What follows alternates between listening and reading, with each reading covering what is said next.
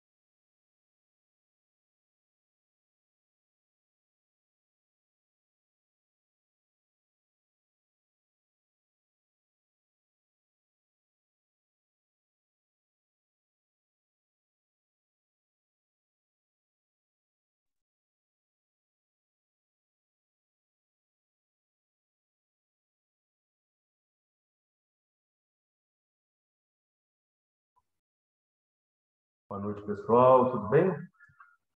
Primeiramente, agradecer a todos vocês aí pela presença, né? E se interessado em a gente passar aí um pouquinho do tempo da nossa noite de segunda-feira falando sobre as nossas prerrogativas, sobre Pod Ética, né? Quem já esteve comigo aí em algum momento, eu sempre falo que essas questões de aula são muito interessantes, né? Elas correm um grande risco de serem uma resposta a perguntas que não foram feitas. Então, por mais que eu tenha aqui elencado, né, uma linha para que a gente possa fazer um preâmbulo inicial e dar uma base para a gente começar essa nossa conversa, eu gostaria muito que vocês ficassem muito à vontade de abrir câmera, abrir microfone, abrir só o microfone e fazer pergunta. Eu acho que a ideia aqui é a gente realmente atingir as principais dúvidas. Estou vendo diversos colegas, diversos fisioterapeutas formados, professores, coordenadores de cursos, né? Então, depois até posso tentar citar aqui, mas as pessoas estão colocando aí os nomes no chat, né? Os coordenadores, os professores, os alunos. Então, a gente tem aqui uma representação aí de alunos e profissionais e docentes do estado inteiro, né? Então, eu acho que nesse momento a gente ficar muito à vontade aí para a gente perguntar. Eu acho que essa é uma oportunidade, né, que os meninos do Perfil Jovem sempre nós estamos juntos num grupo, eu estou tirando dúvida, então eu acabei elencando aqui as mais recorrentes ligadas às prerrogativas, aos direitos de exercer a profissão de forma plena. Agora, é lógico que se tiverem outras dúvidas recorrentes à deontologia, às normas que regem nossa profissão no do ponto de vista administrativo, essa é a oportunidade da gente trocar ideia, conversar e fazer deste momento um diálogo. Tá? Queria agradecer imensamente então, ao Prefeito Jovem, ao professor Márcio Mira Brandão, que tudo jovem, a professora Lívia Lazaruto, né? Nossa assessoria que faz a tutoria administrativa do projeto, todos os presentes. Eu vi, né, o Márcio Brandão estava com a câmera desligada, acho que desligou agora. Professor Fábio Luiz Mendonça Martins, da nossa Comissão de Educação, Ensino e Desenvolvimento Científico do Prefeito 4, Dr. José Avelino de Melo Júnior, nosso diretor secretário, e vários outros colegas que estão aí. Bom, pessoal, primeiro vou compartilhar aqui, então, o slide para a gente iniciar, mas, como eu disse, prefiro que isso seja uma oportunidade de diálogo. Então, nós vamos estar discorrendo aí sobre as prerrogativas profissionais. As prerrogativas profissionais são o direito de exercer a profissão, né? Então, para quem me conhece, eu sempre faço um paralelo, uma analogia com a habilitação para dirigir um veículo. Então, da mesma forma que a gente tem que conhecer, né, a dinâmica de rua, baliza, ré na rampa, controle de embreagem, a gente tem que conhecer a legislação de trânsito. E aqui a gente tem que conhecer a legislação para estar habilitado para exercer a profissão de fisioterapeuta e terapeuta ocupacional. Então, essas normas que regem a nossa profissão são tão importantes quanto as técnicas, as práticas, as abordagens, os métodos utilizados ao longo do nosso exercício profissional. Bom, e aí, falando nesses direitos de exercer a profissão, não tem como a gente não resgatar lá da nossa história, né, aqueles direitos essenciais, aqueles direitos fundamentais que vêm com a nossa profissão desde a sua regulamentação, desde a sua institucionalização no Brasil como uma profissão. E aí, eu acho que, né, não é novidade para ninguém, nós somos regulamentados no dia 13 de outubro de 69 no Brasil. Por isso, o 13 de outubro é o dia do fisioterapeuta e terapeuta ocupacional. Nossa regulamentação se dá no meio do ato institucional número 5, né, o AI-5, o famoso AI-5 durante o governo militar, em que o Congresso Nacional estava fechado e apenas uma junta dos ministros do Exército, da Marinha e Aeronáutica governavam o país. Este decreto é vigente até hoje, é ele que nos rege a profissão, uma profissão que nasce no mundo para tratar sequelas de guerra, da Segunda Guerra Mundial, os mutilados de guerra. No Brasil, especificamente, nós não tivemos sequelados físicos de guerra, a não ser as sequelas mentais, mas a gente também vivia uma epidemia de poliomielite. Minas Gerais tinha um surto de tuberculose óssea. E, para isso, aqueles saberes dos termalistas, dos xistas, mecanoterapeutas, foram sendo unificados e aquilo ali era o fazer do fisioterapeuta. Alguns profissionais médicos, por contato com outros da Europa e Estados Unidos, começaram também a usar da reabilitação física porque viam a necessidade de ir além de tratar a doença, mas ressocializar, reinserir os seus pacientes de novo no mercado. E aí surge a fisioterapia. Bom, a gente vê que uma profissão, eu sempre falo isso, até porque é muito comum a gente ver nessa era de conversas sem lastro, às vezes, de necessidade probatória, científica, ou até com fundamentação jurídica, no WhatsApp, no Instagram, muitos profissionais compararem a profissão de um estado para o outro. Ora, a nossa profissão, como qualquer outra profissão no Brasil regulamentada, é uma profissão única, em todo o território brasileiro. Então, pela Constituição, a competência de legislar sobre uma profissão, eu vou interromper aqui a transmissão para a gente falar olho no olho, né? É do governo federal. E isso surge por uma lei federal. Então, a profissão não é diferente de um estado para o outro, tá? Nem pode ser. O que é a finalidade de uma profissão em um estado é em todos os estados, porque é uma lei federal que cria. Apesar de antiga, esta lei é uma lei que está em vigor, ela é de 69, e em 2012, quando abriram os arquivos da época do governo militar, no Arquivo Nacional, para consulta pública, só em 2012, quer dizer, muito recente, a gente conseguiu ver todo o pano de fundo de tramitação. E observamos o seguinte: nós tínhamos leis, projetos de leis, que tentaram tramitar a partir de 1967, de autoria de alguns deputados federais, né? Então, quem pode fazer uma lei para alterar qualquer coisa na Constituição, ou é um deputado federal, ou é um senador da República, ou a própria presidência da República. E, em 69, teve este decreto-lei. Decreto é uma lei, só que decretada por causa daquele momento do governo.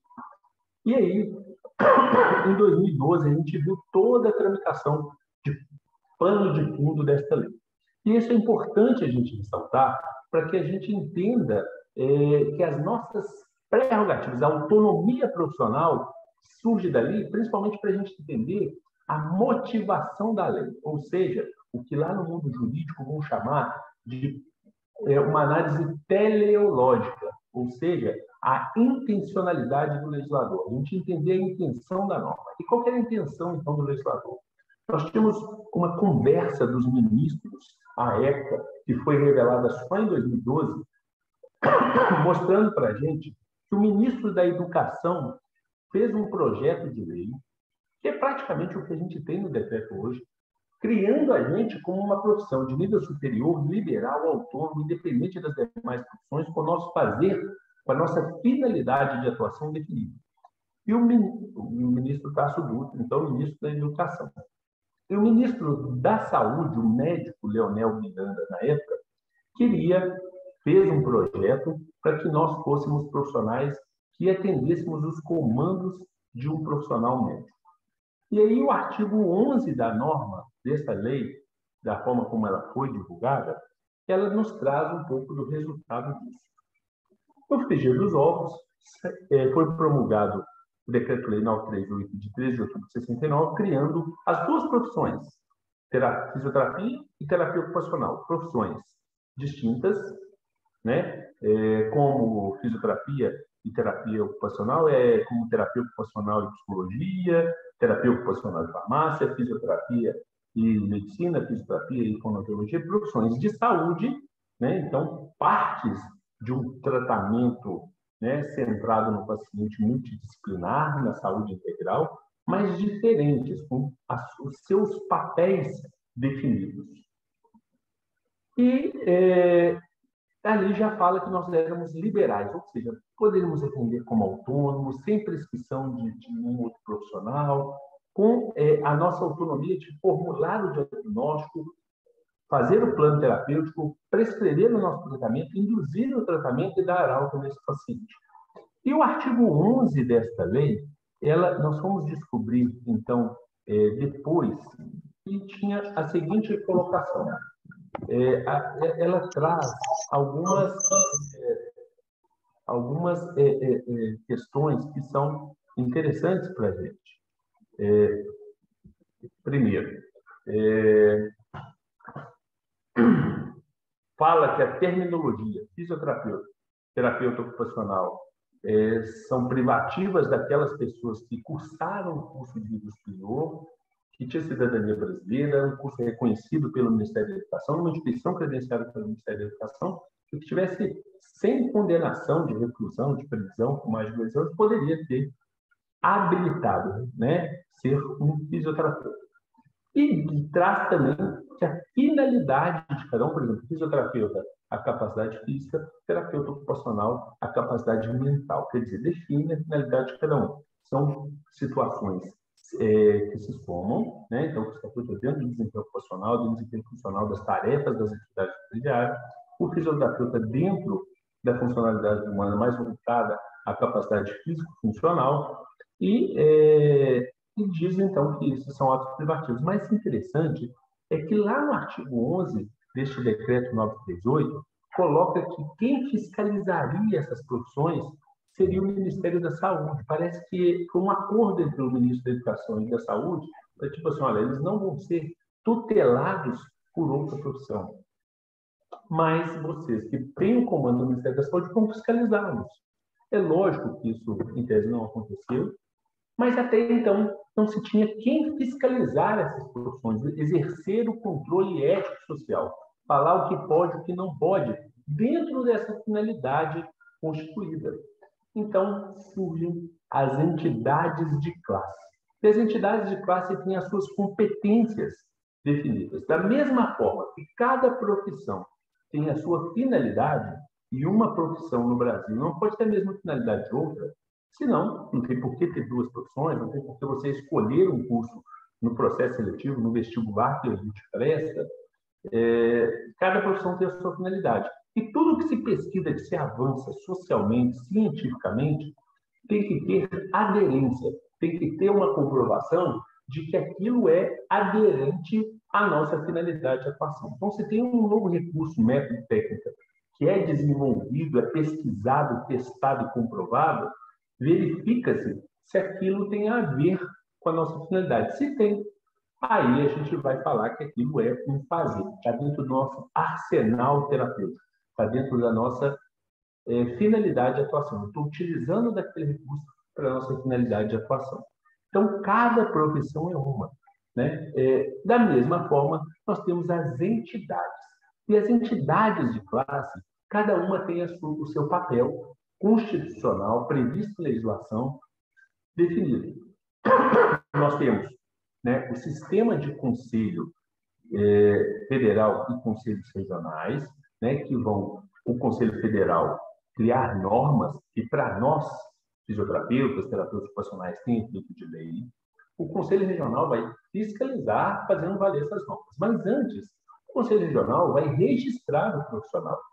E, ao fiscalizar, quando ele encontrar alguma transgressão aos preceitos do Código de Ética instituído pelo Conselho Federal, ele vai julgar, funcionar como um Tribunal Regional de Ética. E esse tribunal, ao julgar os profissionais, aplica penalidades que vão de advertência, repreensão, multa, suspensão do exercício profissional por até 3 anos e o próprio cancelamento do registro, que as pessoas chamam de cassação. Então, isso é o papel do prefeito. E o papel do COFIT, além de criar normas, fiscalizar os regionais e funcionar como a segunda e última instância de recurso do profissional. Se o julgamento que aconteceu nesse tribunal regional não for de acordo com o que o profissional entende como justo, ele recorre à segunda instância e última, no caso, que é o Conselho Federal. Então, percebam que o sistema de conselho ele surge para fiscalizar o exercício da profissão, protegendo a sociedade contra quem exerce eventualmente de forma irregular, ilegal, evitando concorrência desleal, mercantilização da profissão. E para outras finalidades, se for, por exemplo, para defender os direitos sociais e trabalhistas, nós temos os sindicatos, então, piso salarial, honorários, carga horária, insalubridade, isso é do sindicato, desenvolvimento científico, agremiação, encontro, recreação e união da categoria. Quem promove são as sociedades científicas e culturais, as associações, que têm elas culturais e científicas, e assim por diante. Né? Então, percebam que nós, pessoas físicas, podemos fazer tudo o que a lei não proíbe ou restringe. Já as entidades, né, as instituições, elas têm a competência legal, ou seja, um limite de atuação. Que se elas fizerem mais do que está previsto por legislação, significa que elas estão exorbitando, passando da sua competência e, com isso, fazendo com que aquele ato dela seja passível de ser nulo na justiça, anulado, né, desde a origem, desde o início. E se ela faz menos, no caso do Conselho, que é um serviço público federal da administração indireta, seria considerada uma prevaricação. Então, ambos, exorbitação ou prevaricação, são atos de má gestão. Né? Então, o poder deste entidade é também o dever. E aí, numa aula esses dias, eu virei para os meninos e falei o seguinte, falei assim, olha só, nós temos uma linha. E cada profissão tem o seu quadrado de atuação e cada entidade seu quadrado. Eu brinco, pessoal, nós temos um filósofo que escreveu uma citação assim, ó, ado a ado, cada um no seu quadrado, né? Então, assim, as entidades não podem extrapolar a sua competência, assim como nós, profissionais, não podemos extrapolar a competência. Entretanto, é importantíssimo que nós saibamos aquilo que a gente pode ou não pode fazer para que a gente elimine as barreiras invisíveis que nós instituímos ao longo dos anos de formação. Muitas vezes a gente não conhece os próprios direitos de exercer a profissão com plenitude e às vezes acreditamos em outro, em terceiro, que fala que a gente não pode, né? Ou outro conselho de outra profissão. Imagine, um conselho só pode falar para o seu profissional. O que pode falar para todo mundo é uma lei federal criada por deputado federal, senador da República, ou presidente da República. Um conselho só fala para os seus pares. Então, se a gente falar que aquilo é só do fisioterapeuta ou só do terapeuta ocupacional, só vale para fisioterapeuta e terapeuta ocupacional. Uma lei federal, sim, fala para todo mundo, tá? Então, a gente tem, desde a nossa criação, primeiro, a própria lei já demonstra que nós somos profissionais de primeiro contato. Isso é a primeira prerrogativa nossa. Pode admitir um paciente, tanto que, historicamente, era muito comum o que a gente chamava de gabinete profissional, né? Gabinete do fisioterapeuta, terapeuta profissional. A legislação falava assim, ó, você pode, inclusive, colocar na sua casa, na sua residência, uma plaquinha com o seu nome, o número do seu registro, dizendo que você é fisioterapeuta, que é terapeuta ocupacional. E aí o Conselho Federal, com essa competência legal de baixar atos normativos, ele foi criado no dia 17 de dezembro de 75.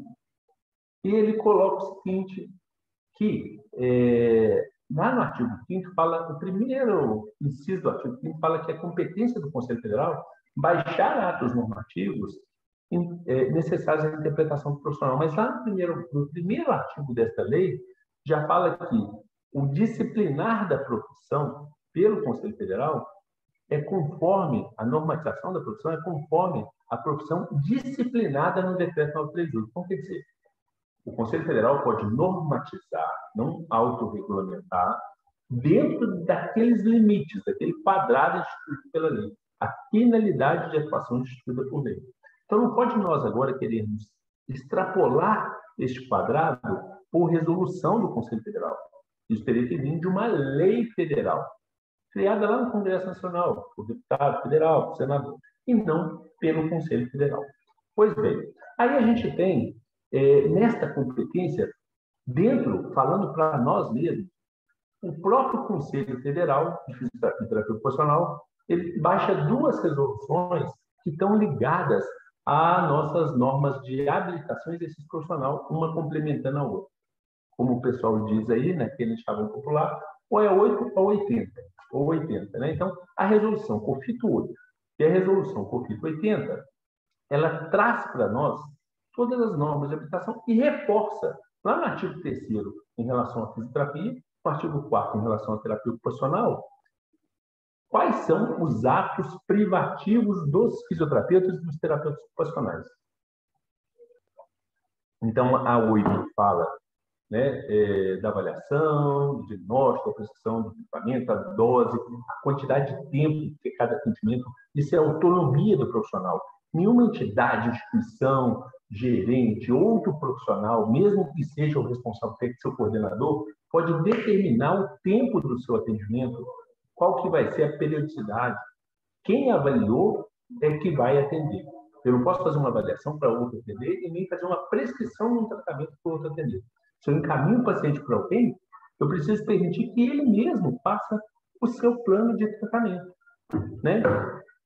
Nesse sentido, veio novas normas, inclusive dizendo o seguinte, olha, o fisioterapeuta pode emitir um atestado, um laudo, um parecer, né?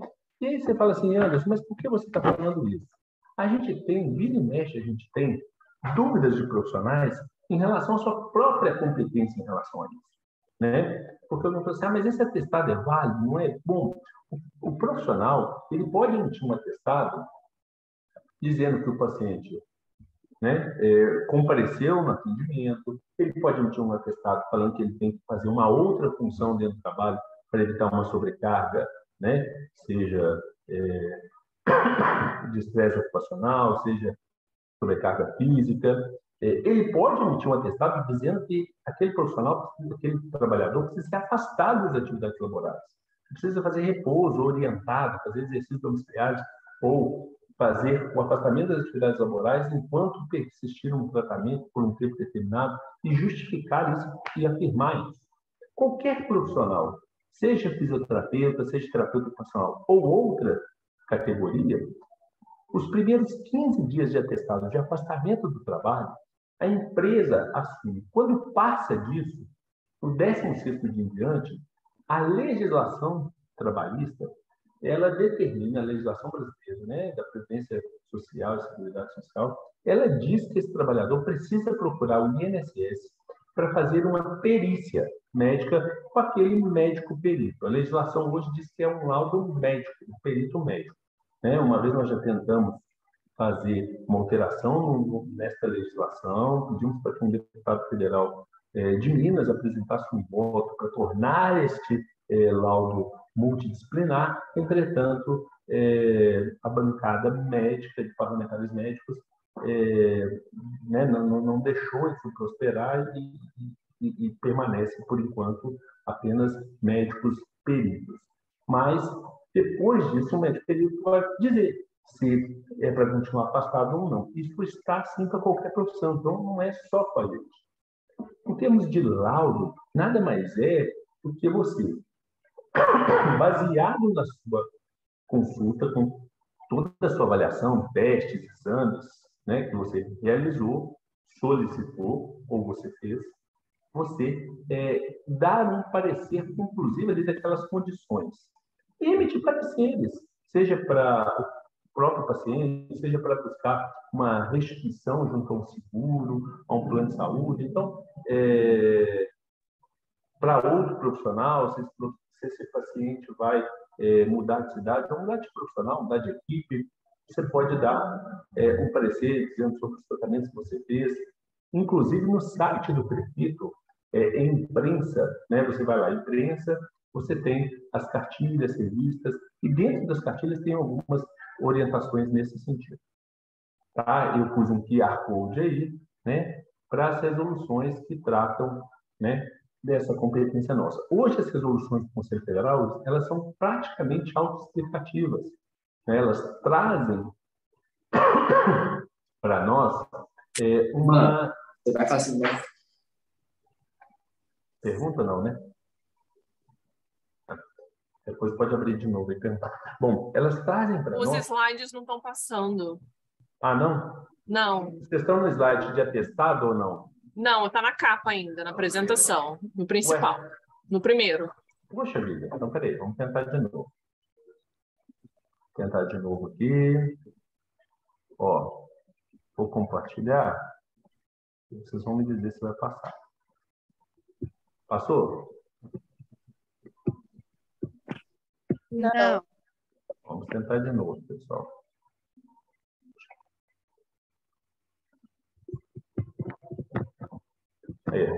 Passou? E para mim agora não passou. Agora passou. Mas para mim não está passando. Vocês estão no slide entidades de classe, é isso? Sim. Isso, Ana. Isso. Mas ele não está passando. Eu vou fazer o seguinte, eu vou salvar isso aqui em PDF. Eu acho que em PDF ele... É só clicar, ao invés de apertar a setinha, você clica na imagem que quer. Opa, aí eu tenho... Vamos tentar então. Só clicar na imagem.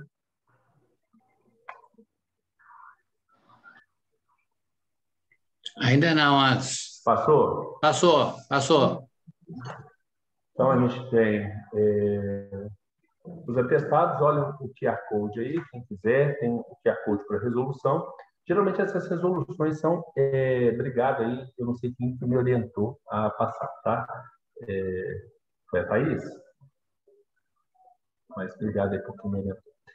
Então, assim,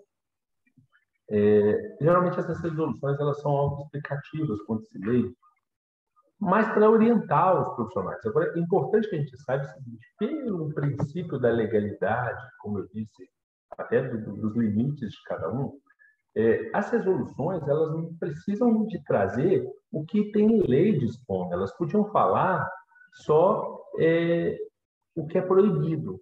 Mas por quê? Tudo que não é proibido ou restrito, você pode fazer dentro do seu escopo de atuação, dentro dessa finalidade de atuação, né? Mas a gente sabe que os profissionais querem algo mais orientativo. Tá? Depois eu até vou caminhar numa situação de exemplo em relação a isso. Mesma coisa, solicitação de exames. Eu pus um QR Code aí para um parecer que eu fiz em 2015, né, já no Conselho, mas demonstrando que nós podemos solicitar exames, né, todas as resoluções falam isso, todos os dispositivos legais, né, e a jurisprudência, aquelas decisões na justiça que ratificam, que corroboram com esse poder nosso, esse direito nosso de solicitar exames. E o dever das pessoas de realizar o exame, inclusive cobertura do SUS. Para vocês terem uma ideia, na nossa história, nós temos aqui até decisão contra um hospital, né, do interior de Minas, aqui no Zona da Mata, o hospital da UFJF, hospital universitário, em que foi obrigado a autorizar os exames solicitados por fisioterapeutas lá, que estavam sendo cerceados desse direito por ser fisioterapeuta. É lógico que se o pedido tiver algum erro, né, a gente não se fala mais disso, mas se for o cerceamento por ser de um profissional fisioterapeuta, treinador profissional, o conselho age, porque está cerceando o exercício. Aí é competência do prefeito, tá? E vocês podem acionar o prefeito. Aí eu vou chamar a atenção para duas coisas aqui. Nós tivemos uma vez uma profissional que primeiro emitiu um atestado para o marido dela não comparecer numa sessão de julgamento na justiça. Tá, ilegal não é, mas é um pouco estranho, é um pouco imoral, né? Pensando lá nos pilares da ética, em termos de valores, princípios. Mas o atestado tinha algumas questões que trariam uma fragilidade documental, instrumental desse documento. O que seria? Ela colocou lá assim, atestado fisioterapêutico, e começou, declaro, então quer dizer, é um atestado, atesta, mas tudo bem, declaro para os devidos fins que o paciente está sob meu tratamento e sugiro que ele fique de repouso. Espera aí, um atestado tem que ser contundente, tem que ser firme, e deve permanecer em repouso, e afirma o tempo, né, se possível, baseado se possível não, né, espera-se que seja baseado em alguma evidência científica, um consenso com uma diretriz, né, algum guideline de tratamento. Mas ela tem que ter, pelo menos, como justificar isso ali. Da mesma forma, a solicitação de exame ela tem que ter uma aderência com a sua finalidade. Então, que tipo de exame o profissional pode solicitar? Então, assim, o fisioterapeuta ele pode solicitar uma gasometria? Pode. Se estiver lá na respiratória, ventilando um paciente, quiser ver, né, se esse paciente está fazendo uma hipercapnia, alguma coisa nesse sentido, ele pode solicitar uma gasometria.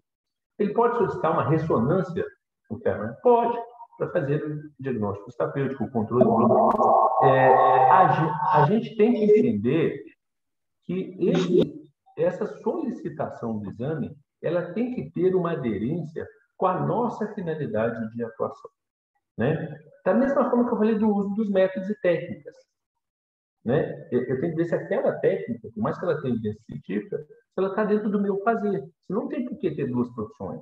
Eu lembro quando eu estudava, pessoal, fazer só um parênteses antes de voltar para a solicitação de exames, teve uma época que virou uma discussão assim, nossa, sabe, tinha um jogador de futebol que teve uma lesão no músculo e aquilo não melhorava. Aí, de repente, descobriram assim, nossa, ele tem uma cárie no dente. E a cárie é uma porta de entrada para infecção e está dificultando este processo de reabilitação. Aí, falei assim, não, para ele entrar para ele melhorar esse músculo, ele precisa de tratar a cárie. Então, tratar a cárie é um meio para se atingir a reabilitação física do músculo, da lesão muscular.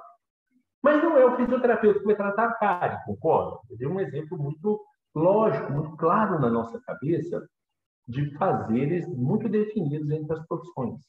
Então, da mesma forma, eu aplico isso para outras questões. Eu faço a utilização daquele recurso se ele for fim do meu tratamento. Se ele for meio, pode ser que esta atividade, que é meio para mim, seja fim de uma outra profissão.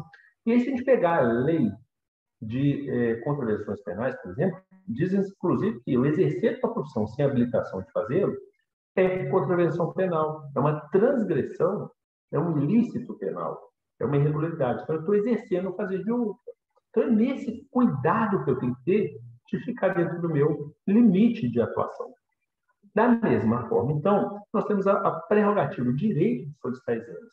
Mas aí, nós temos alguns colegas formados, professores, e alguns alunos já em fase de estágio, que vai me dizer assim, olha, Anderson, mas pelo plano de saúde, às vezes eu não posso pedir. Eu falo assim, opa, peraí, você pode pedir. Por enquanto eu não estou projetando slide, tá, mano? Eu estou só falando aqui, desculpa. Eu já volto com o slide. Então, assim, você pode solicitar o exame, mas o que você não pode o que você não pode, o que o plano de saúde não está obrigado por uma lei federal cobrir. Uma operadora de planos de saúde, ela opera vários planos de saúde. Planos mais baratos, planos intermediários, planos mais caros, planos mais completos. Esses planos completos, geralmente, autorizam tudo, até reembolso. Então, ele vai autorizar o pedido do fisioterapeuta. Mas você não sabe qual tipo de plano que o beneficiário solicitou. Então, você pede o exame, você solicita, assina, carimba, cuidar. Gente, não deixe espaço entre o texto da solicitação, o atestado de declaração, laudo parecer e a sua assinatura. Assina imediatamente abaixo, risca, faz o que for, numera, se for um relatório normal, com mais páginas, né? Sabe aquele que você põe no computador, assim, página 1 de 13, 2 de 13, 3 de 13, né? E coloca lá o textinho logo no início e no final. Esse relatório contém 13 páginas, todas rubricadas, publica todas as páginas, para não ter nenhuma fraude nesse sentido.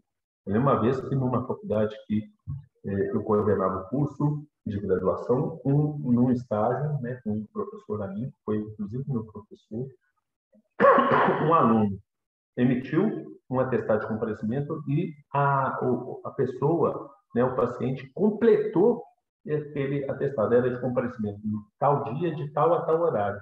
Aí o paciente foi lá e completou, e deve permanecer em repouso por 45 dias. Né? A gente só foi descobrir que esse período era muito prolongado, e a empresa trouxe depois, de forma muito delicada, um questionamento comparando com outros, né, funcionários que tinham se submetido ao tratamento fisioterapêutico com a gente. Né? Bom, nesse sentido, o atestado ele pode ser solicitado, mas a Lei 9656 de 98 disse que, no seu artigo 12, a linhas A e C, de que a solicitação de exames e de terapêuticas é de cobertura obrigatória pelos operadores de produção, quando solicitado pelo médico assistente. Nós solicitamos um deputado federal que apresentasse um projeto de lei para alterar esta lei, né? Trazendo o fisioterapeuta na mesma condição de cirurgiões, dentistas e de médicos, como sendo profissional assistente, para que os nossos pedidos possam ser de cobertura obrigatória pelo plano de saúde, e não só o nosso tratamento, que hoje já é sem limite. Né? A fisioterapia ela evoluiu tanto que ela se tornou imprescindível, deduzível no imposto de renda. Então, por exemplo, amanhã termina o prazo de declaração de imposto de renda, todo mundo declarar gasto com fisioterapia é dever do Estado, então vai ter a sua restituição do imposto de renda. E também diz que os planos de saúde não podem mais limitar 10, 20 atendimentos por ano, por semestre, como era até não muito tempo atrás, né? Vamos dizer, 10 anos atrás. Tá? Então, isso foi evoluindo e foi chegando nesse ponto. Então, nós temos aí, tá aí o QR Code para um parecer, para que vocês tenham na mão, tá? Profissionais, pessoal do Estado, e os alunos, quando formarem, se algum laboratório, se alguma situação for assim, você não pode solicitar o exame porque você é fisioterapeuta, porque você é terapeuta ocupacional, aí um parecer do Conselho Regional de Fisioterapia e Terapia Ocupacional da 4ª Região, né, dizendo que toda a fundamentação legal e jurídica de que você pode sim, tá?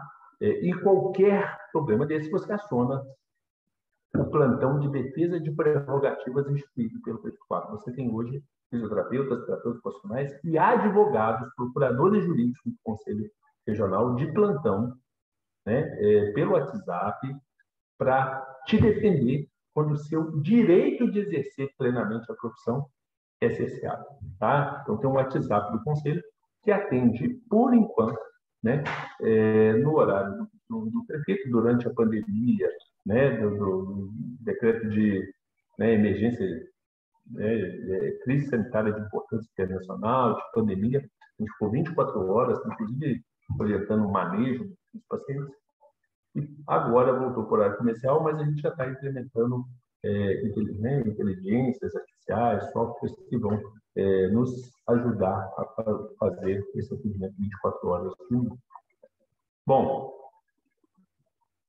aí nós temos a prescrição de órtese e prótese como também uma prerrogativa profissional, um direito dos fisioterapeutas e terapeutas profissionais, né, desde a portaria do Ministério da Saúde 661 de 2010 e todas as resoluções do Conselho Federal que disciplinam as especialidades profissionais, diversas especialidades estão dentro das habilidades e competências, a prerrogativa de prescrever órtese e prótese, fazer as medidas, fazer os ajustes e o treinamento para o uso daquela órtese, daquela prótese, né, dentro da nossa finalidade de atuação. Então, posso prescrever uma órtese oftalmológica, uma lente de contato? Então, aí vocês começam a ver a finalidade. Como eu sempre brinco, a gente pode usar um bisturi desde que não seja para fazer uma cirurgia. Se for para abrir uma carta, cortar um eletrodo, a gente pode. Então, na verdade, sempre eu vou olhar a finalidade que está se destinando. Essas órteses que estão aqui na ilustração são órteses que facilitam a locomoção, o desempenho físico-funcional, o desempenho ocupacional. Então, elas podem ser prescritas tanto pelo fisioterapeuta quanto pelo terapeuta ocupacional. Chegou uma discussão de que para o cara, para a pessoa ser ortoprotesista, ele precisa estar filiado a uma associação que chamava Abotec, E aí veio o Conselho Federal e falou assim, não, o fisioterapeuta ele pode ser ortesista, protesista ortopédico. E trouxe na resolução 548 de 2021, quer dizer, muito recente, o fisioterapeuta ortoprotesista, que seria aquele profissional que exerceria a responsabilidade técnica, o gerenciamento, a prescrição, manutenção, tomada de medidas, confecção, adaptação, tudo ligado a órteses, próteses e meios auxiliares de locomoção, tecnologia assistiva, palmilhas, calçados ortopédicos, poderia fazer todas essas adaptações. Muitas pessoas, gente, eu estou falando aqui, se vocês quiserem interromper, senão depois a gente abre para pergunta também, tá? Muitas pessoas nos perguntam em relação às práticas integrativas e complementares. Bom, como eu disse para vocês, independente do mérito, nós temos aqui uma resolução do Conselho Federal regulamentando isso. Desde 2010, pela resolução COFI 380. Vamos lembrar do que eu falei da intencionalidade do legislador, da análise teleológica, que está de pano de fundo disso. Ficou estereotipado, ficou características negativas atribuídas a todas as práticas chamadas de terapias alternativas do passado. Isso virou um estereótipo e as pessoas criticavam muito essas terapias pelo empirismo, pela falta de comprovação. Mas muitas pessoas, usuários de serviços públicos de saúde, utilizavam dessas terapias alternativas em substituição a terapia de primeira escolha, o padrão ouro, o padrão ocidental, alopático, né? Então, o governo federal, em 2006, olha que a resolução de 2010, baixou a Política Nacional de Práticas Integrativas e Complementares. Então, olha, você pode fazer as práticas integrativas e complementares, mas desde que você seja um profissional de nível superior, regulamentado, uma profissão regulamentada, e principalmente que o Conselho Federal da sua profissão autorize fazer. O que o Ministério da Saúde, a época, o governo federal, imaginou?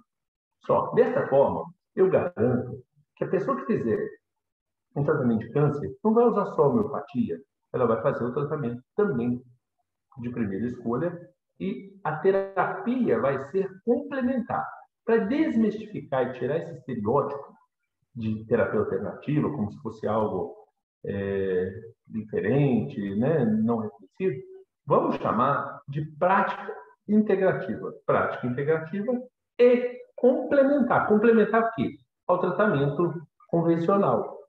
A pessoa quer fazer um meio contraceptivo, não vai fazer com prática integrativa. Com prática integrativa e o tratamento alopático, seja DIU, seja anticoncepcional, enfim. E assim por diante. Então, ele elencou um rol de práticas integrativas. E só em 2010, o Conselho Federal foi amadurecendo a ideia de assim, poxa, o SUS está cobrindo. O governo federal diz que esses procedimentos podem ser feitos por qualquer um para complementar o seu tratamento, para ir na linha do que o paciente acredita. Se o paciente quer fazer aquilo, complementa. Algumas práticas dessas, a gente sabe que tem evidência científica a nível A. Está aí a acupuntura, a osteopatia hoje. Outras não tem evidência nenhuma, tem ausência de evidência. Mas as pessoas estão utilizando. Não estou entrando nesse mérito. O governo federal entendeu que era interessante regulamentar. E aí, em 2010, então, quase 5 anos depois, o Conselho Federal falou assim, não, nós vamos instituir e vamos regulamentar para o uso do fisioterapeuta. E depois veio também a regulamentação para o uso do terapeuta ocupacional. E liberou, reconheceu, amparou, deu proteção jurídica normativa para os fisioterapeutas e terapeutas ocupacionais utilizarem no seu exercício profissional esta prática clínica, esta prática integrativa. E colocou lá num artigo, num parágrafo, na verdade, de um dispositivo, de um artigo, dizendo que todos os procedimentos posteriores, futuros, que o Ministério da Saúde, através de portaria, viesse reconhecer para a saúde humana, seriam automaticamente inclusos neste rol de cobertura, de permissão para que os seus profissionais, fisioterapeutas e terapeutas profissionais pudessem utilizar. Então, quando pergunta assim, a ozonoterapia, sem entrarmos no mérito, se tem evidência, se não tem, aplicabilidade, porque fato é que a ozonoterapia hoje está na Política Nacional de Práticas Integrativas e Complementares. Fato é que o Conselho Federal permite que os fisioterapeutas utilizem as práticas integrativas e complementares, sabendo que ela é complementar. Ela não substitui, não é tratamento isolado. Espera-se que o profissional tenha dentro da sua cabeça um arsenal de conhecimento de abordagens, métodos e técnicas, e ele lance mão daquelas que ele precisa para cada situação, para cada condição clínica que ele se depara. Perfeito? Além das práticas integrativas e complementares, surge a questão do que a gente sempre falou e ouviu falar assim, a gente não pode prescrever medicamento. Bom, para desmistificar, está aí o QR Code para este acórdão. O que é acórdão? O Conselho Federal ele fala através de atos normativos que podem ser resoluções, acórdãos, pareceres ou portaria. Portaria é só quando é do presidente. Acórdão é um entendimento do plenário, do colegiado, sobre um determinado tema naquele momento. Pode ser que um dia eles mudem o entendimento. Então, tem um acórdão normatizando a utilização de substâncias de livre prescrição. É o acórdão 611 de 2017. Este acordo fala o seguinte: a Anvisa, Agência Nacional de Vigilância Sanitária, é ela que determina os medicamentos de livre prescrição, exemplos de prescrição. Aqueles que são de receita controlada, receita branca, receita azul.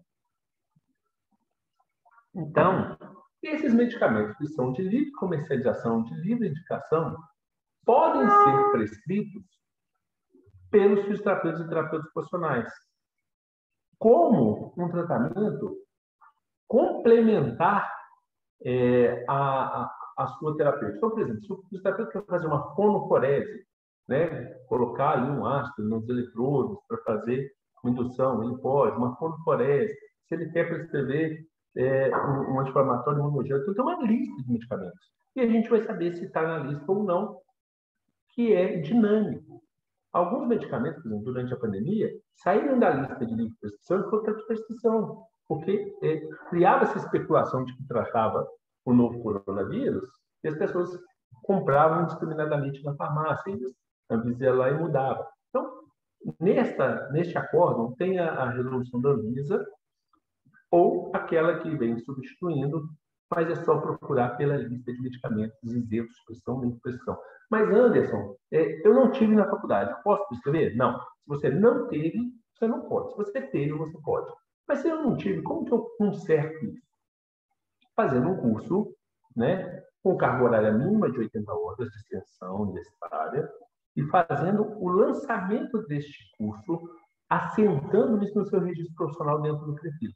Então, se a fiscalização, por exemplo, chega em você, você demonstra que tem um curso e que fez o assentamento, cadastrou esse curso e depois de realizado esse certificado no seu prontuário dentro do CREFIS, está ali a sua prerrogativa. Hoje, quando as pessoas formam, o CREFIS 4, ele dá já o seu carimbo, tudo direitinho. Quando a gente tem todos os cursos que a pessoa está assentada, já está vinculado nesse carimbo, nesse número, na cédula digital, né? Os profissionais estão assistindo, a gente oferece a carteira de identidade digital, né? Então, além da pista, de forma totalmente gratuita, né? Pela CERF, então, ProID, que substitui, e dentro você tem todas as informações relativas a esse profissional. Tá? Bom, pessoal, e as substâncias são diversas e elas vão modificando. Tem muita pergunta que chega para a gente em relação à própria publicidade, gente. Né? Então, assim, como a gente está falando aqui de direito, né? Uma coisa que eu sou proibido pelo Código de Ética é mercantilizar a profissão, ou seja, eu fazer a minha prestação de serviço como se fosse uma mercadoria, um mercado pago, né? Criar promoções, criar liquidação, concorrer pelo preço, não pela qualidade, não pela autoridade minha. Isso é mercantilizar, isso é fazer concorrência desleal, eu falar que eu sou melhor que o outro, que eu sou o único que tem uma técnica exclusiva, né? Poxa, eu tenho que usar métodos reconhecidos pelo Conselho Federal. Então, não tem por que eu falar que eu sou o único que atua com aquele método, que eu sou o melhor, né? Mas eu, ao mesmo tempo, eu tenho que vender meus serviços, eu tenho que me divulgar, eu tenho que aparecer de alguma forma. Bom, eu posso aparecer como? O Código de Ética permite, sim, que eu faça divulgação. Inclusive, ele foi alterado recentemente para permitir isso. Né? A pedido, inclusive, do CREFIS, um grupo de profissionais de Belo Horizonte, num grupo de WhatsApp, começou a queixar das limitações impostas pelo Código de Ética. Né? Um colega estava nesse grupo, me adicionou no grupo, e falei, gente, convido vocês para o CREFIS, vamos lá sentar e conversar. Criamos um minuto, encaminhamos para o Conselho Federal e foi alterado. Então, assim, mas como que a gente pode divulgar? Todas as vezes que eu fizer um anúncio em placa, revista, jornal, o que seja, como fisioterapeuta, como terapeuta ocupacional, eu tenho que aparecer o meu nome, a minha categoria, fisioterapeuta, terapeuta ocupacional, e o meu número de registro. Isso seja em anúncios, placas, impressos. E ao divulgar imagens de pacientes, que hoje é permitido, primeiro, nós temos que ter um termo de consentimento livre expressivo muito bem definido do paciente. tanto pelo Código de Ética quanto por toda a legislação, né? Acerca, inclusive, desta questão de imagem, eu sei que a gente já está dentro do meu iniciamento de fala para a gente abrir perguntas, né? Mas eu vou parafrasear o Vinícius de Moraes, que ele falava o seguinte: a vida é a arte do encontro, embora haja tanto desencontro pela vida. Assim também, pessoal, eu falo que a relação terapeuta-paciente, que hoje a gente chama de aliança terapêutica, né? Que é pautada pelo momento do encontro, mas que às vezes também a gente tem uns desencontros pelo caminho, mais do ponto de vista teórico, as balizas de uma adequada relação, ela entre o fisioterapeuta, o terapeuta ocupacional e o seu paciente, elas são dadas pela bioética, que é esse ramo da ética aplicada à vida. E, consequentemente, à saúde, incluindo as suas áreas de interesse, estudo da conduta humana, né? O desenvolvimento, a assistência à vida e outros aspectos que, né, nem cabe nos abordar agora. Mas na bioética, a gente encontra os princípios a serem observados nessa relação terapeuta-paciente, né? Então, assim, o tratamento dos dados do cliente, nós somos controladores de dados pela Lei Geral de Proteção de Dados, seja documento físico ou eletrônico, né? Não é só para dado eletrônico, não. E o nosso paciente, nosso cliente, é o titular dos dados. Nós temos que tratar esses dados com respeito à pessoa, à autonomia da pessoa, a capacidade de decidir da pessoa. Hoje, o processo de relação deixou de ser baseado na beneficência e passou por uma relação humanista, horizontal, de igual para igual. Então, eu tenho que considerar a autonomia do paciente, né, que se a gente pegar o próprio tripé da prática baseada em evidência, né, está lá, melhor evidência disponível, a expertise do terapeuta e a escolha do paciente, a autonomia do paciente. Na beneficência, fazer o bem, sem olhar a quem, né? Então, melhor tratamento disponível, o que eu faria, o que eu gostaria para minha mãe, o melhor que eu sei, o que eu mais me dediquei para aquele paciente, não a maleficência, não causar mal ao paciente, e a justiça, a saúde final. Aí nós temos que ter o cuidado, por mais que eu possa divulgar a imagem, com a confidencialidade e com a privacidade a que tem direito esse paciente, que baseia, inclusive, desde lá da Declaração Universal dos Direitos Humanos, no artigo 12, que fala que ninguém será sujeito à interferência na sua vida privada, né, na família, no seu lar, na correspondência, ao ataque à sua honra, à sua reputação. E todo ser humano tem direito à proteção da lei contra interferências e ataques. E aí, pessoal, é uma provocação boba, mas assim, quantas vezes eu olho imagem de tratamento nas redes sociais, eu me pergunto assim, será que o paciente ou a pessoa leiga que vê aquilo, aquela imagem que para nós é comum, é habitual, aquilo não choca um terceiro? Imagina uma imagem dermatofuncional ligada a queimaduras, né, ligada a doenças de pele, uma lesão, uma fratura, né, um pós-operatório que ainda tem edema, ainda tem um aspecto que, para quem não é da área de saúde, que não lida com essa energia, às vezes alguma imagem que a gente acha que está fazendo bonito, a gente está mais causando estranheza na rede social do que tudo isso. Então, o paciente, eles têm direito também a amparo lá na Constituição Federal, no artigo 5º, que fala que são invioláveis a intimidade, a vida privada, a honra, a imagem das pessoas, né? Assegurando, inclusive, direito à indenização por dano material e moral decorrente dessa violação. Então, assim, onde eu quero chegar? A gente pode reproduzir imagem, voz, com autorização do paciente? Sim, é um direito que ele pode permitir. Você coloca exatamente para onde é. Se é para o Instagram, se é para o Facebook, se é para um folder da sua clínica. Mas, assim, prefira usar modelo, prefira dar uma conotação mais de autoridade naquele assunto, falando sobre a técnica, descrevendo o autor, o efeito, né? E, ao mesmo tempo, com muito cuidado, como você vai guardar essa imagem, como você vai descartar. Você tirou uma foto do celular, quanto tempo você vai guardar isso? E se tiver um incidente de vazamento de dados e for para onde o paciente não queria, você tirou uma foto só para fazer o controle. Então, tem que ter muito cuidado. Para um usuário, a gente tem que ficar com ele 30, 20 anos guardado do último atendimento. Se deu 19 anos esse paciente voltou, você fica com mais 20 anos, não 5. como era antigamente. Né? Então, tem que ser muito cuidadoso, porque agora a gente ainda tem a Lei 13.709 de 2018, que já está em vigor, dizendo que a gente lida com dados pessoais sensíveis. Tudo que é dado, né, relacionado à pessoa identificado ou identificável é igual amigo oculto, características que você sabe quem é. E também dados relacionados à saúde são dados sensíveis. Então,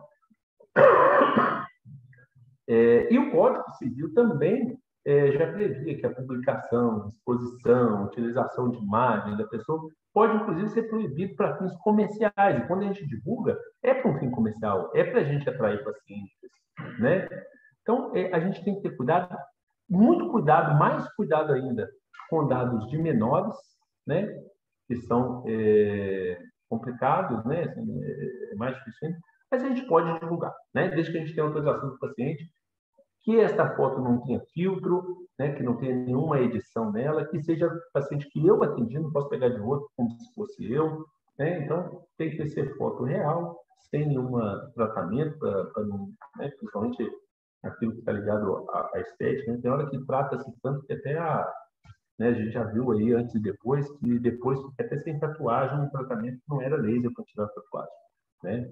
Fez um tratamento de drenagem, além de afinar, tirou a tatuagem, né? Bom, dentro dessa divulgação profissional, né, a gente pode fazer publicidade positiva na imprensa, a gente pode dar entrevistas falando, né, das evidências científicas, das descobertas, então tem muita possibilidade da gente divulgar. Nós não podemos divulgar valor para fora da clínica, porque isso é uma mercantilização, uma concorrência desleal. Estou querendo dizer que as pessoas me procurem pelo valor, não pela minha qualidade. E aí, pessoal, eu vou gastar um tempinho também para falar sobre divulgação de cursos, né? A gente tem o que é recurso próprio do fisioterapeuta ocupacional e aquilo que eu posso ou não posso divulgar. O Código de Ética, ele me proíbe de transmitir recursos próprios para formação de outra. Então, o que quer dizer isso? O que é próprio? Próprio não é privativo exclusivo. Próprio é aquilo que eu utilizo na minha assistência. Então, mesmo que seja um procedimento compartilhado. Vou dar um exemplo aqui, clássico, todo mundo conhece, Pilates. O método Pilates, ele é reconhecido para o fisioterapeuta e para o educador físico, profissional de educação física.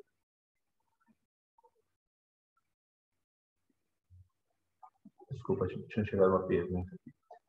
Então, assim,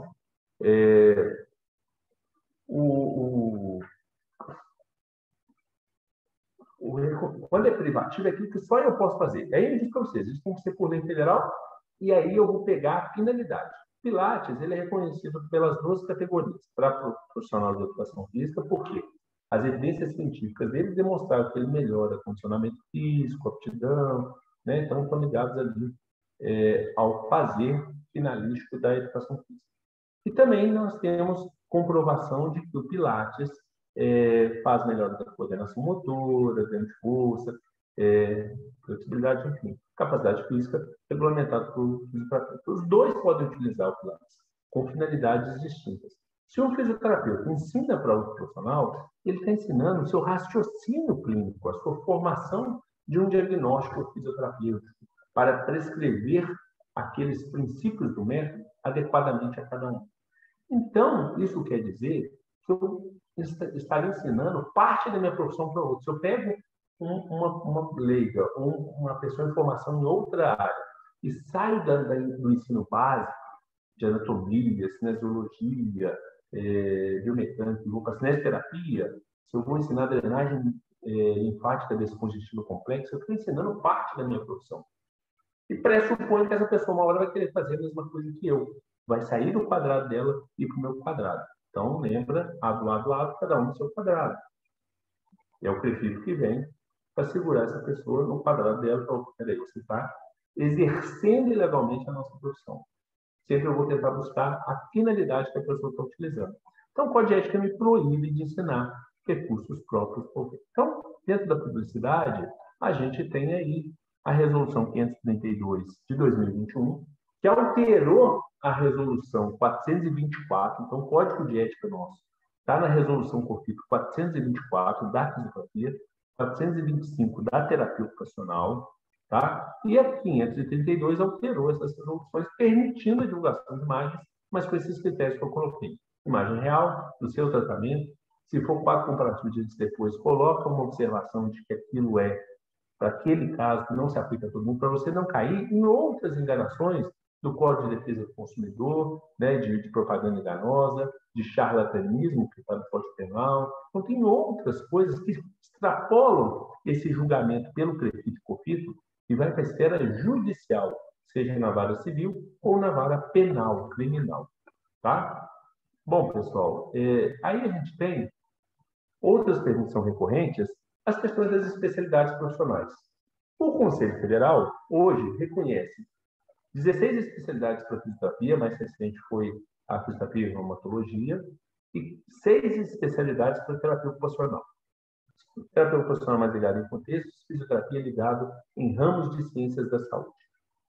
Especialidade profissional pressupõe uma expertise do profissional para atuar naquela área, para exercer o atendimento naquela área. E não necessariamente significa que a pessoa estudou mais aquela área. A pós-graduação no senso é uma especialização mais acadêmica, que pode ter prática, né, clínica ou não, treinamento em serviço ou não.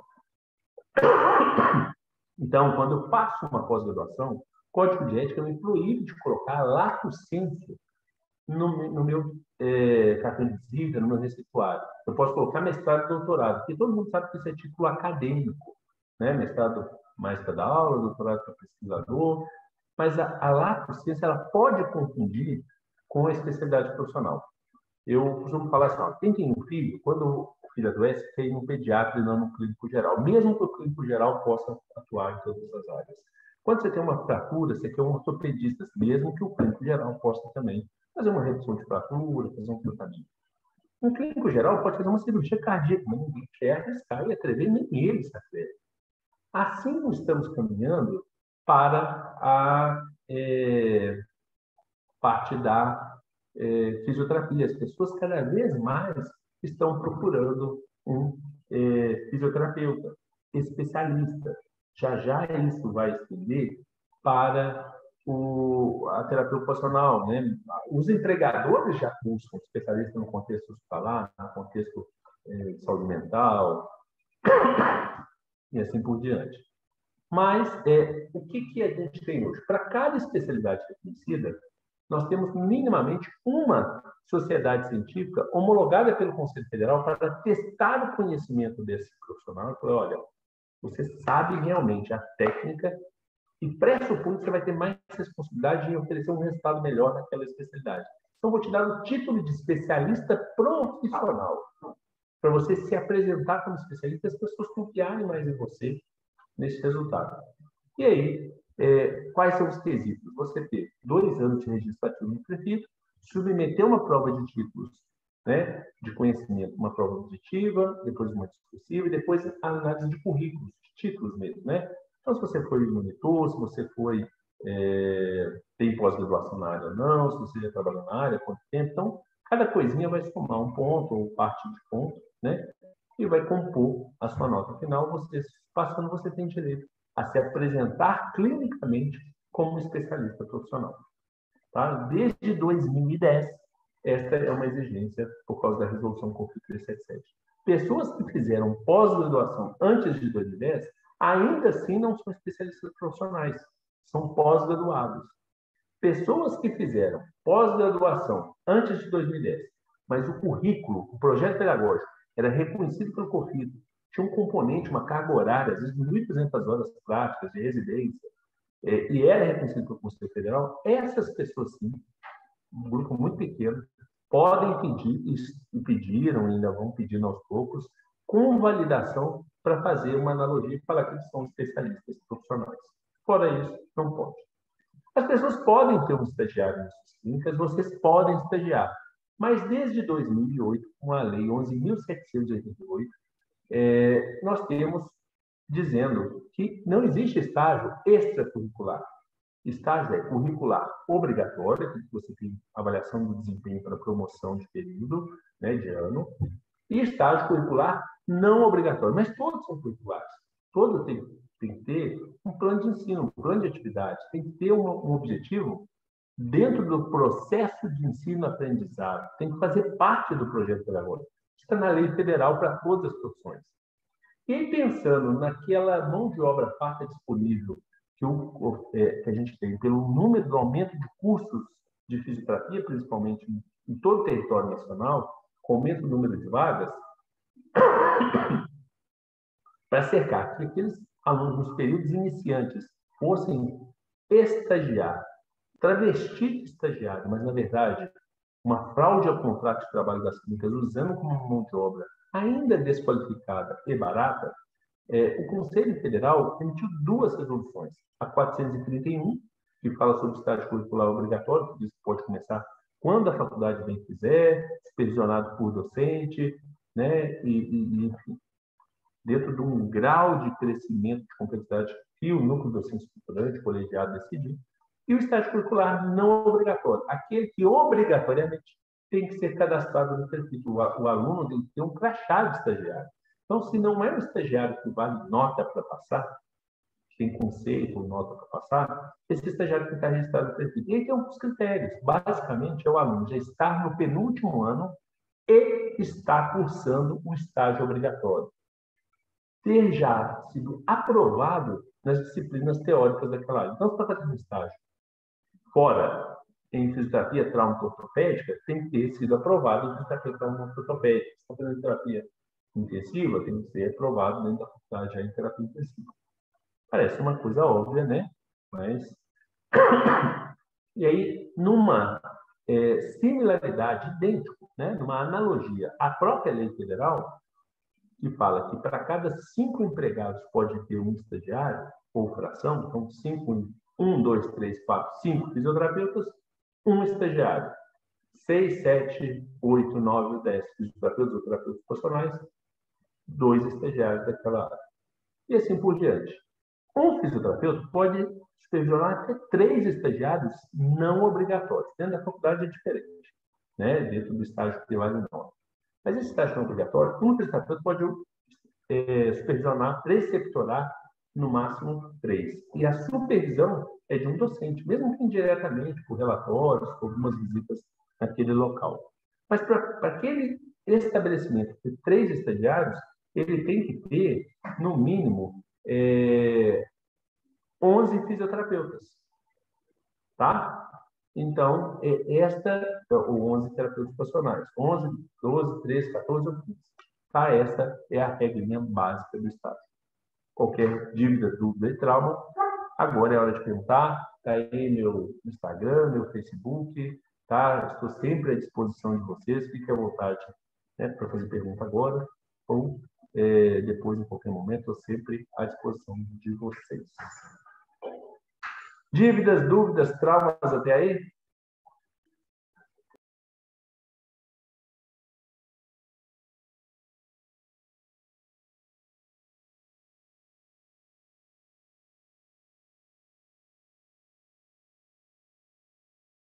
Eu queria tirar uma dúvida, Anderson. Você está me ouvindo? Tá. Na resolução 532, eu sou Renata Valarinho, sou terapeuta ocupacional, tá? Só para você saber. Na resolução 532, né, que fala sobre imagem, áudio, vídeo, etc., tem uma partezinha que eu queria que você me esclarecesse. Eu não me lembro agora qual se é 1, 2 ou 3, enfim, mas que fala sobre o uso da imagem que o fisio ou o TO faz do procedimento e que pode ser usado sem ser na hora do procedimento. Eu fiquei numa dúvida. Eu queria que você me explicasse um pouco melhor isso. Não sei se eu me coloquei direito, se deu para você entender.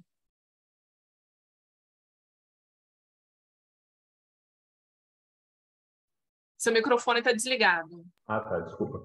Você lembra qual que é o dispositivo da resolução? Ela fala que a imagem pode ser utilizada... Imagem, áudio, texto. Texto, qualquer coisa, isso. Aí, isso. a sua dúvida é em relação ao que ela fala? Eu vou tentar pegar aqui, então, vou ler, e aí eu te passo, enquanto porque é o alguém tem seguinte, outra dúvida. porque ela fala o seguinte, em resumo, ela autoriza a divulgação de imagens, textos e áudios, né? Sim. Acompanhados ou não do fisioterapeuta. O que é isso? Você pode estar aparecendo na imagem junto com o paciente ou não.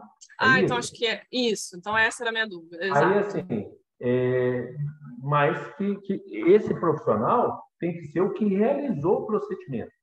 E aí é uma condição sine qua non, né? Quer dizer, é obrigatório ter a autorização do paciente ou do seu representante legal, no caso daqueles incapazes na vida civil. Né? Nós temos incapazes absolutos, que são os menores de 16 anos, e os incapazes relativos, que são 16 anos completos, menos de 18, pessoas em coma, pessoas com deficiência intelectual, mental. Então, esse termo de consentimento livre esclarecido tem que autorizar, seja o uso da imagem, da voz e da imagem, e ser o mais direcionado possível. Isso está lá no artigo 1º já da Resolução 532, né? Isso. Que é o artigo 1 e o artigo 2, exatamente isso, né? Que fala sobre a imagem, o texto, o áudio. Eu até achei que pode ser utilizado pelo responsável que realizou o procedimento, né? Isso. Fisioterapeuta ocupacional, pelo profissional responsável pela realização do procedimento.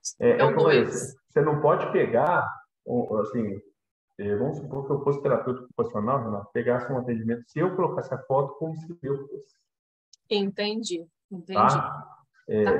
Outra coisa que perguntaram aí foram quais são as especialidades profissionais da terapia ocupacional, né? Fui até o que coloquei, são 7, né? Você falou que são 6, são 7.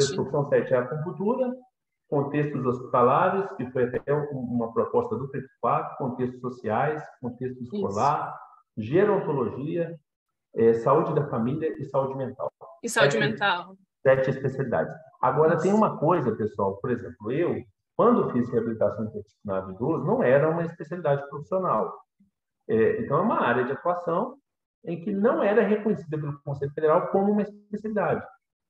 Depois de muitos anos, foi reconhecida a fisioterapia em gerontologia, terapia ocupacional em gerontologia. Então, quer dizer que você tem também áreas, cenários de atuação que podem vir a ser considerado ou uma especialidade ou uma área de atuação. Eu não citei o professor Marcelo Machado, que está aí também, que é da nossa Comissão de Educação e Desenvolvimento Científico, de agora. Tem vários colegas aí, estou incorrendo o risco aí de não falar o nome de todo mundo. Bom, pessoal, agora vamos aqui, tem uma pergunta aqui. Tá. Trabalho em hospital para divulgar a imagem do paciente internado no hospital, precisa de autorização do hospital ou só do paciente?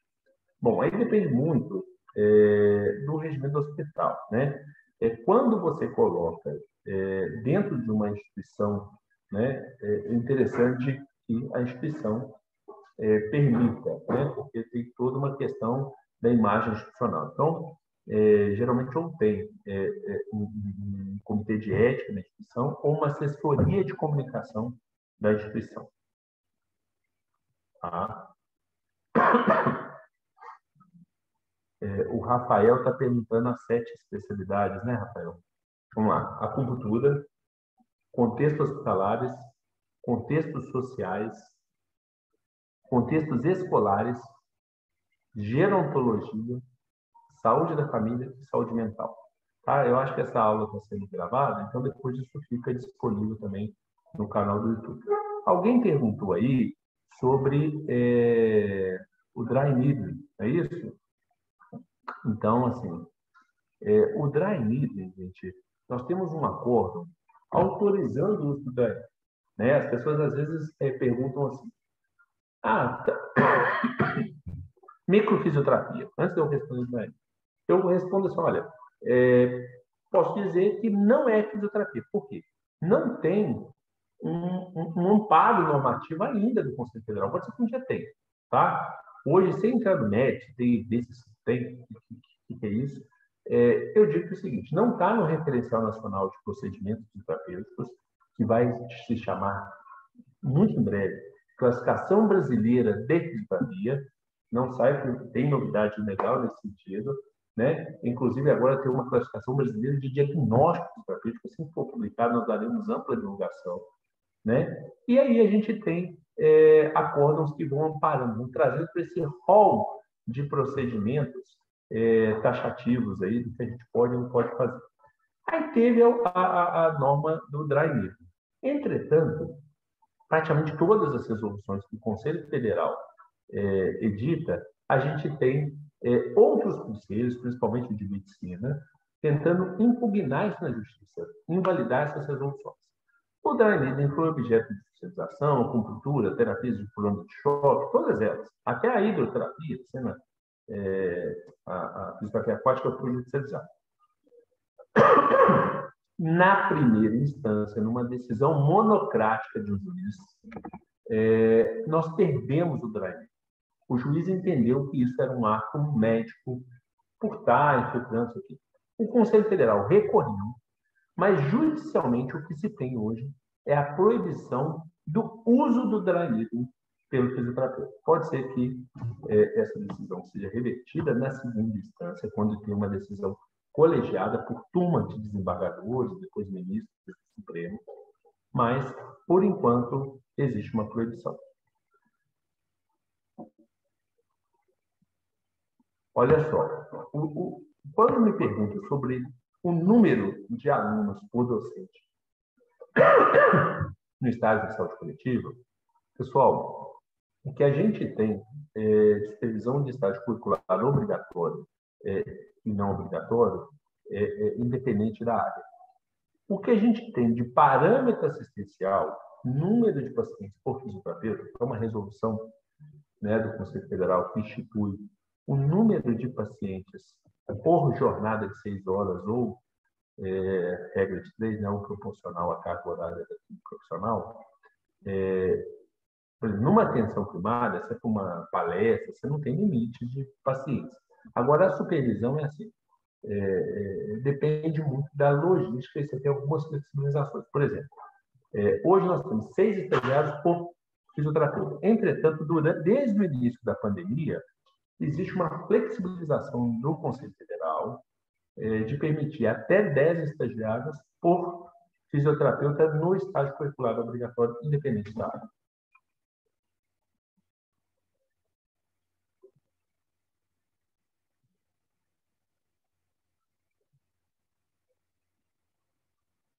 Mais alguma dúvida?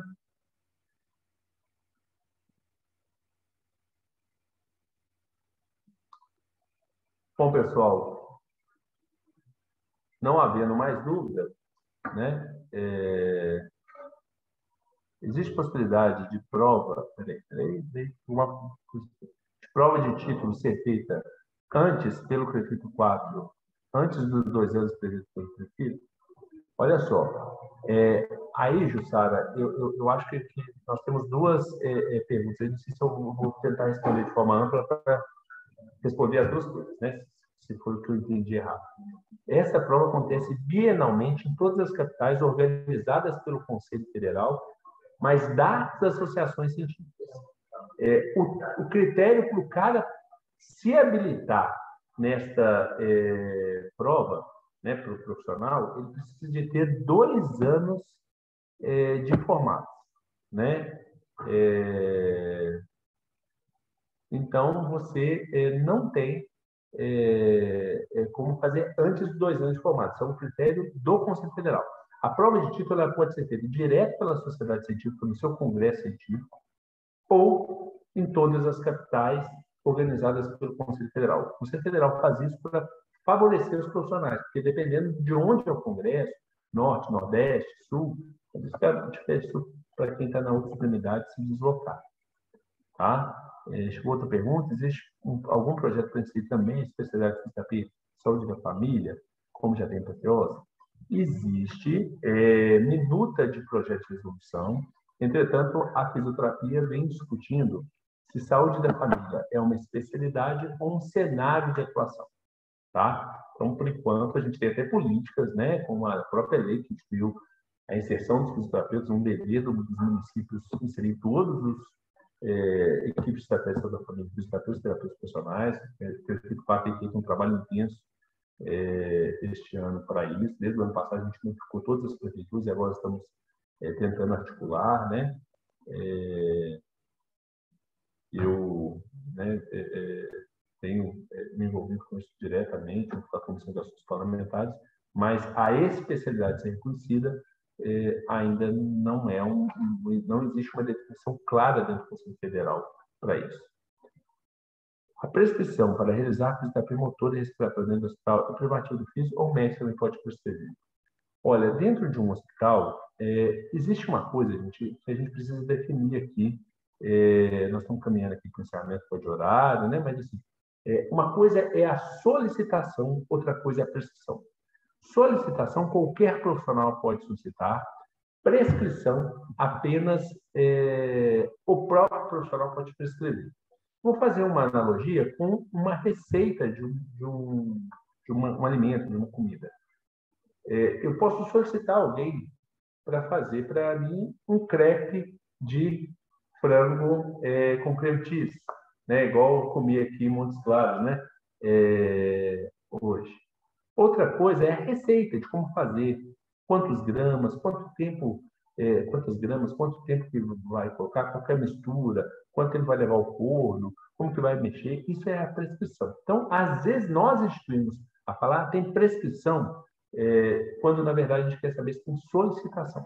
Dentro de um hospital, existe o aviso de internação hospitalar, AIH, de responsabilidade do médico. Então, alguns convênios de plano de saúde, por causa de lei federal, como eu disse que hoje, tanto os exames quanto os tratamentos só são obrigatórios quando prescritos pelo profissional médico, em relação desta lei federal. Então, tem que ter a solicitação e encaminhamento desse profissional médico.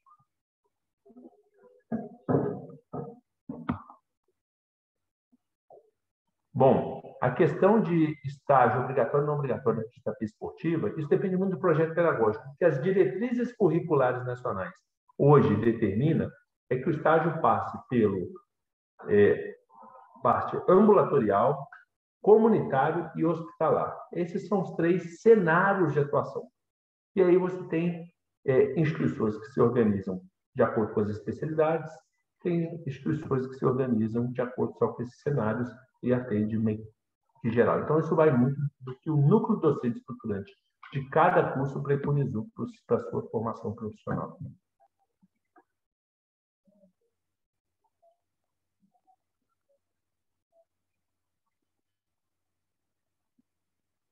Bom, os fisioterapeutas nas salas de pré-parto, parto e pós-parto, nas maternidades, é um projeto da Associação Brasileira de Fisioterapia e Saúde da Mulher.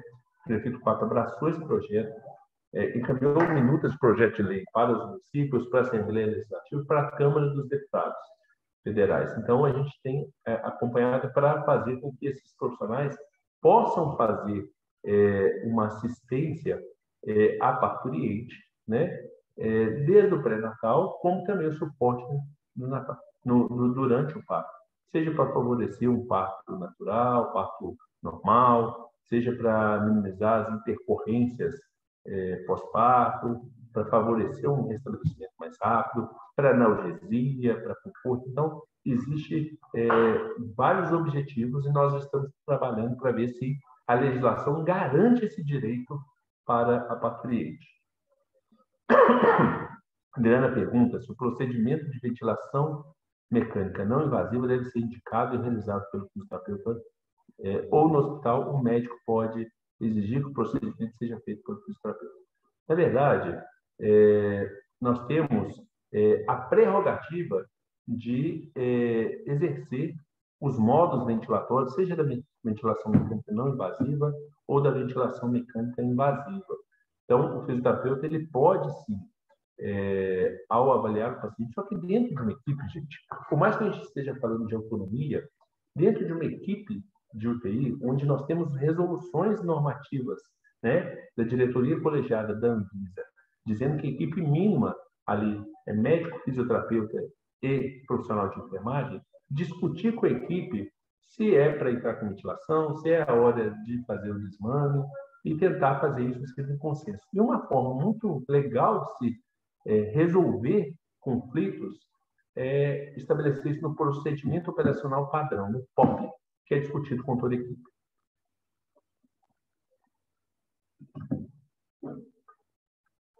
Bom, pessoal, são 10 horas da noite, né? Sigo à disposição de vocês, né? Em breve estarei afastado da presidência para estar disputando as eleições desse ano, né? A deputado federal, mas enfim, estou à disposição de vocês, independente de qualquer coisa, para que a gente possa estar tirando dúvidas, né? Seja nas redes sociais, seja no meu telefone, no Crefito. Usem os canais do Crefito para ter dúvida, tem plantão pelo WhatsApp, que vocês recebem essas respostas muito rápido, né?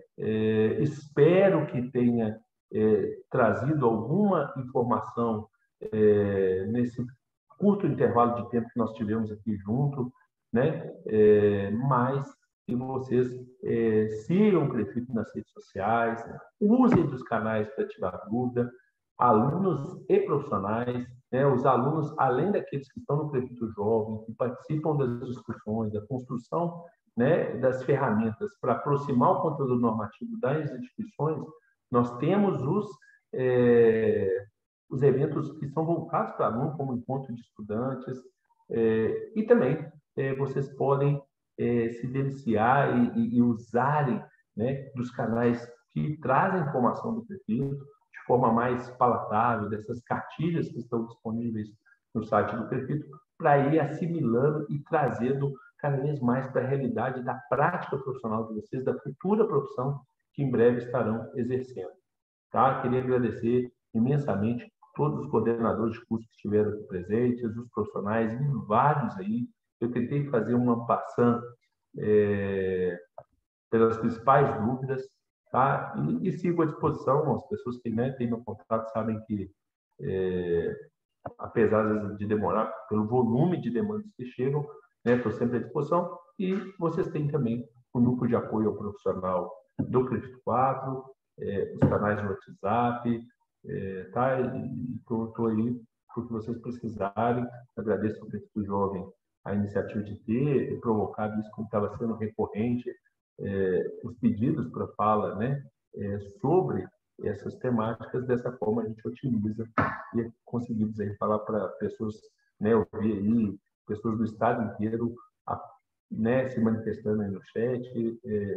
Falei que ia, né, falar aí de algumas pessoas, mas seria muito injusto, né? Foi muita gente, né? Nós atingimos aí, né, mais de 500 pessoas participando aí da palestra, da aula, né? Então, não tem como falar todo mundo, tá? Peço perdão aí para todo mundo, mas se sintam abraçados. Sei que tem professores que estão transmitindo isso em auditório, então esse número de participantes aqui nem representa o número real de pessoas que estão acompanhando.